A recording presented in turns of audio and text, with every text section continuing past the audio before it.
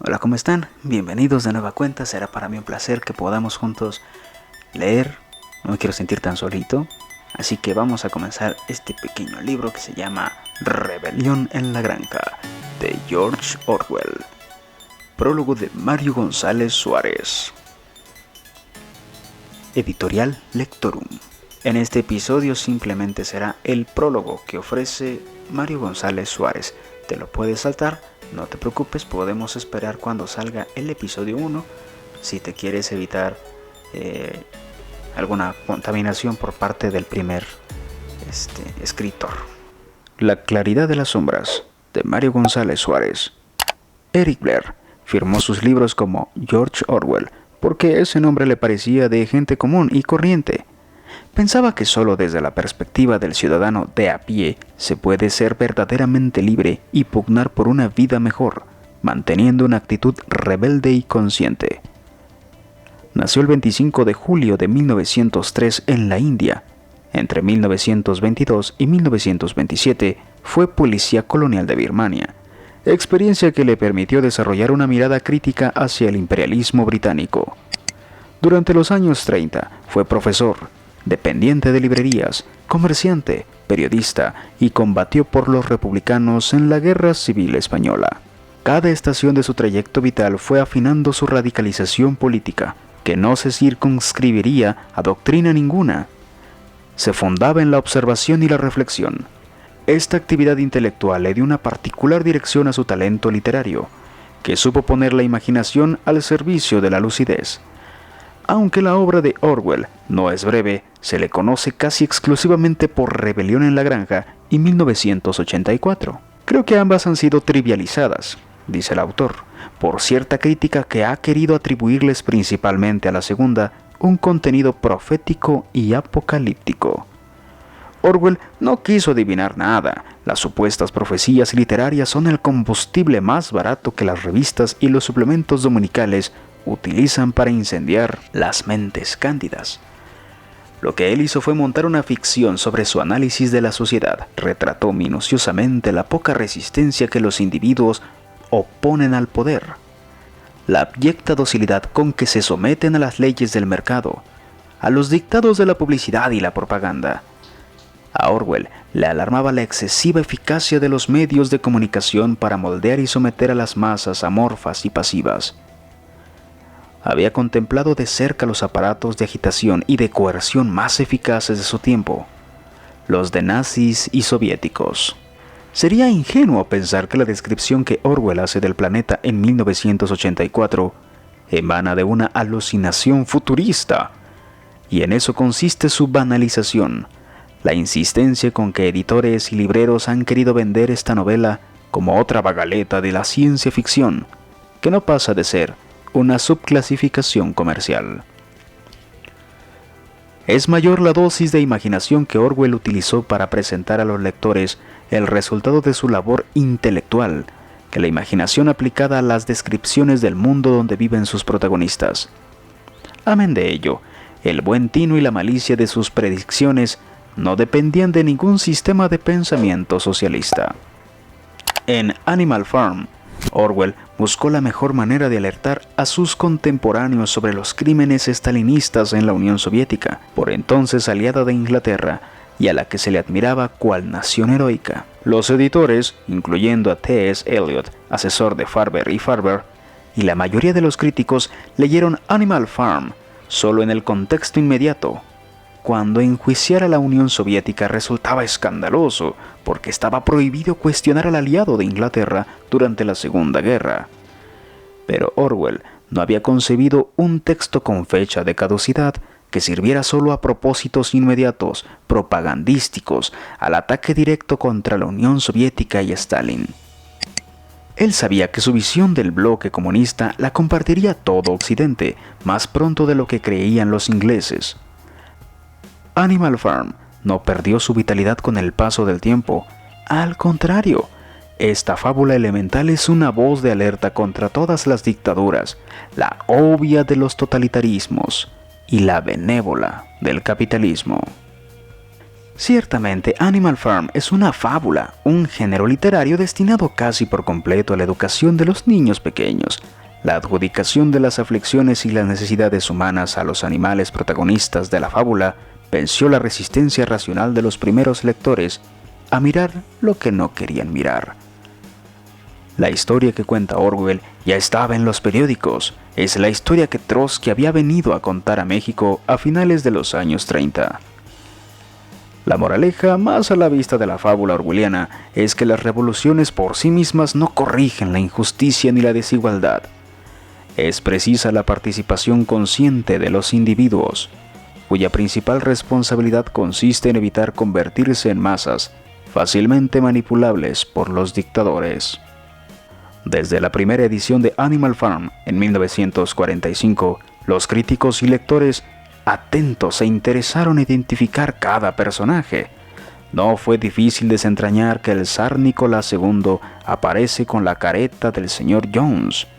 Orwell cuenta que el señor Jones andaba por las tabernas quejándose de su desgracia y que moriría en una casa para dipsómanos. De hecho, el zar y su corte adquirieron el gusto por la bebida precisamente en los momentos más duros previos a la revolución. El viejo mayor, que al principio de la obra arenga a los animales de esta manera: la vida de un animal no es más que miseria y esclavitud, porque los seres humanos nos arrebatan casi todo el fruto de nuestro trabajo, ha sido identificado con Karl Marx, pero también es Lenin, ante cuyo cadáver embalsamado desfilaba el proletariado ruso. No se requiere de mucha malicia para inferir por qué de entre todos los animales de la granja, Orwell eligió a los cerdos para tipificar a los bolcheviques, que en realidad los cerdos no trabajan, pero dirigían y supervisaban a los demás. Debido a sus conocimientos superiores, era natural que ellos asumieran el mando. La crueldad y la falta de escrúpulos de Joseph Stalin han quedado certeramente trazados en el personaje de Napoleón. Sus discrepancias con Snowball surgen de una ambición de poder absoluto exacerbada por su inferioridad intelectual. Las tropelías que comete lo obligan a rodearse de un cuerpo de seguridad despiadado. Es claro que el nombre de este personaje Orwell lo tomó de Napoleón Bonaparte, el emperador francés al que sus enemigos consideraban el anticristo. Snowball, estratega militar, ingenioso, emprendedor, se parece mucho al fundador del Ejército Rojo, Lev Trotsky, a quien Stalin acusa de gran saboteador y ordena su muerte. Ese cerdo mentiroso y adulón llamado Squealer cumple unas funciones análogas a las de Pravda, el periódico soviético. Era un orador brillante y cuando debatía algún tema difícil saltaba de un lado a otro y movía la cola de un modo muy persuasivo. Los demás decían que Squealer era capaz de convertir lo negro en blanco. Las palomas encarnan las células de propaganda soviética hacia el exterior. El nombre del poeta oficial, Minimus, alude a la estatura literaria de la generalidad de los autores soviéticos que cultivaron el realismo socialista y fungían como avales del régimen. El cuervo Moses es el favorito del señor Jones y huye con él cuando los animales se rebelan. Este negro pajarraco es el único animal que no trabaja y es el único que no está presente durante el discurso de Mayor. Aseguraba que conocía un sitio maravilloso llamado Monte Dulce, a donde iban todos los animales cuando morían. Simboliza a la Iglesia Ortodoxa, a la cual Orwell califica como una perfecta herramienta al servicio del poder político para mantener a la clase trabajadora esperanzada y trabajando. La mustia actitud con que Napoleón y los cerdos aceptan su regreso después de muchos años es similar a la venia con que el gobierno soviético admite de nuevo los patriarcas para apuntalar el nacionalismo ruso. El retorno de Moses a la granja marca el cierre del ciclo en que los animales cambiaron de amo. Los 9 cachorros paridos por las perras Jessie y Bluebell que Napoleón ocultó durante un tiempo son los furiosos mastines que posteriormente persiguen a Snowball y mantienen amedrentados a los animales.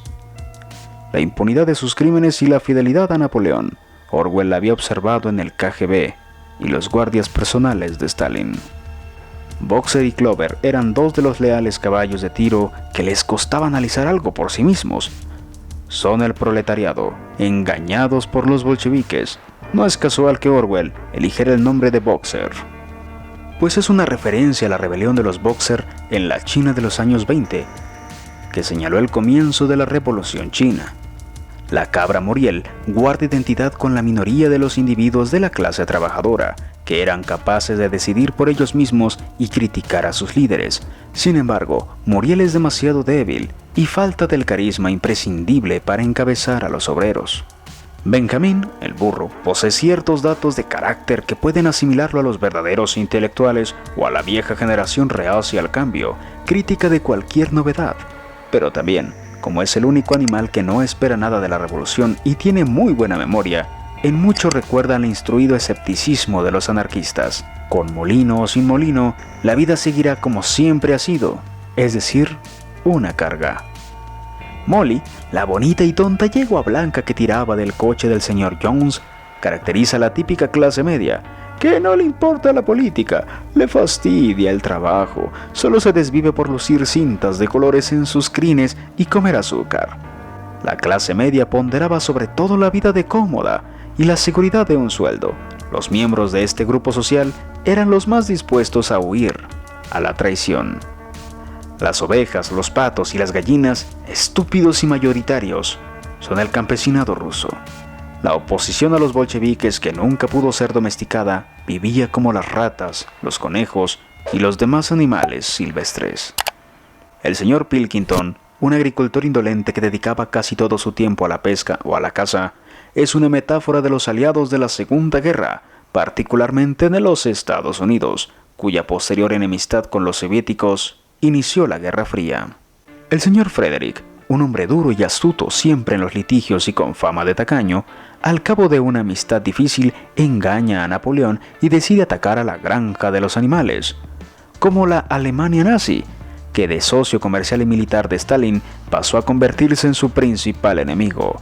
El señor Frederick tiene que enfrentar la subsecuente alianza del señor Pilkington y Napoleón. El señor Whymper quizá representa a los verdaderos creyentes en la revolución socialista, a los operadores que ayudaban a Stalin a procurarse recursos y facilitar el surgimiento de los partidos y milicias dispuestos a derrocar al capitalismo, a los que no sabían o no querían enterarse de los crímenes del dictador soviético, pero también a los que, como Inglaterra, obtuvieron un beneficio de su trato con Stalin.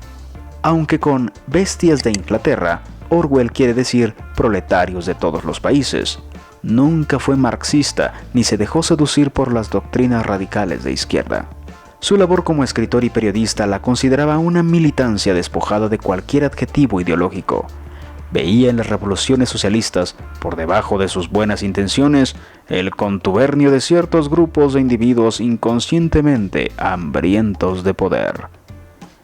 Mientras que para la población el triunfo de la guerra revolucionaria equivalía a un mero cambio de dueños.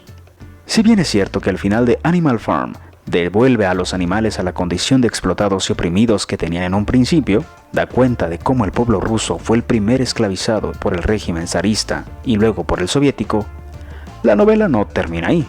Orwell sugiere que llegaría el momento en que los bolcheviques, ya patrones absolutos del proletariado, se convertirían en socios y cómplices de los otros señores que lidiaban también con las clases inferiores. Alrededor de una larga mesa se reúnen a beber y a jugar naipes media docena de granjeros y media docena de los cerdos más eminentes.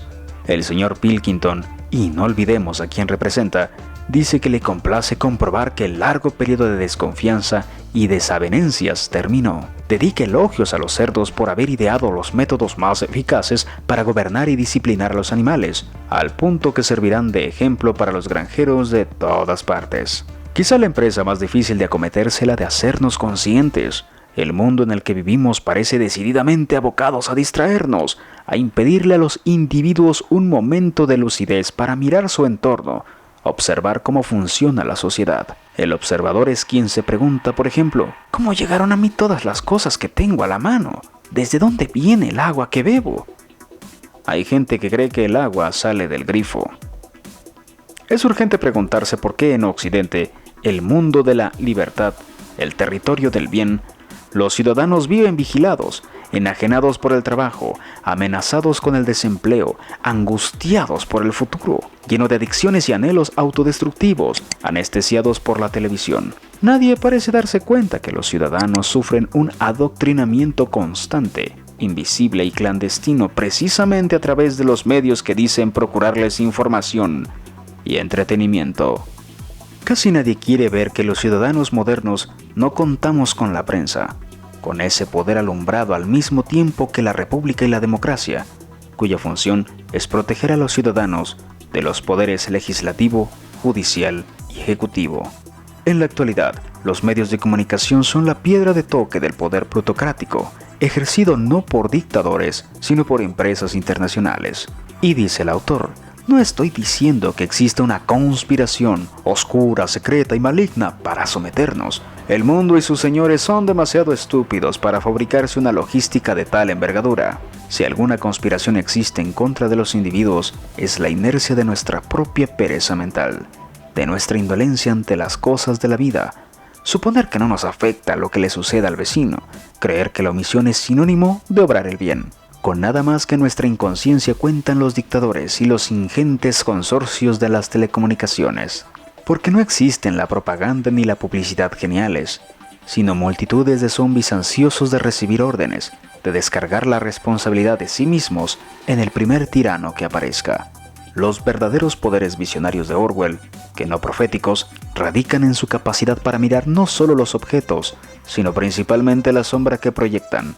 Esta óptica había sido pulida con una profunda experimentación de la naturaleza y los anhelos humanos. Eric Blair murió en Londres el 22 de enero de 1950.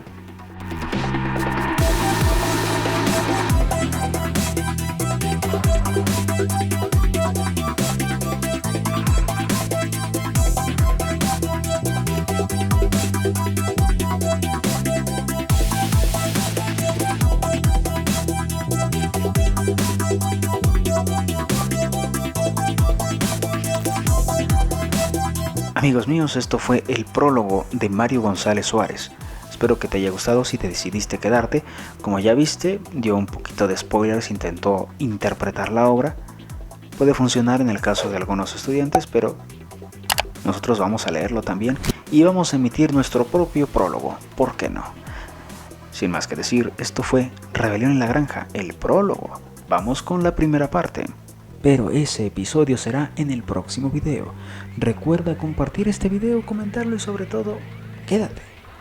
Me presento, soy Abraham Arreola. Muchísimas gracias y nos vemos en el siguiente video.